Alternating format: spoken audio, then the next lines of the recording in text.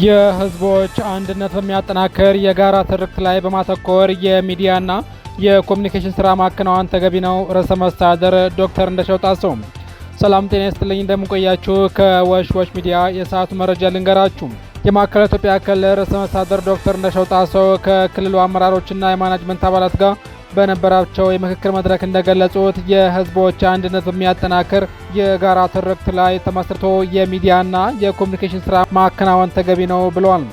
የክልሉ ህዝብ የልማት ተሳትፎና ተጠቃሚነት እውን ለማድረግ የሚዲያና ኮሙኒኬሽን ስራ ማጠናከር ይገባል ሲሉም ርዕሰ መስተዳድሩ አብራርተዋል።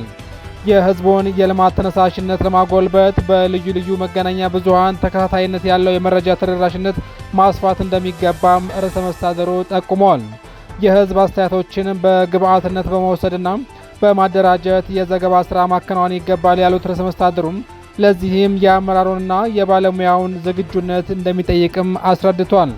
የክልሉ ህዝብ ወቅታዊ፣ ሚዛናዊና ተአማኝነት ያላቸው መረጃዎች ይፈልጋል ያሉት ርዕሰ መስተዳድሩም ለዚህም ሁሉም የሚዲያ አማራጮችን ተደራሽ ማድረግ ይገባል በማለት ጠቁመዋል። ህዝቡ የመንግስት የትኩረት አቅጣጫ እንዲገነዘብና ህብረተሰቡ ደግሞ ሀሳቡና ፍላጎቱን ለመንግስት እንዲያሳውቅ ሚዲያ የላቀ ሚና እንዳለውም ርዕሰ መስተዳድሩ አብራርቷል።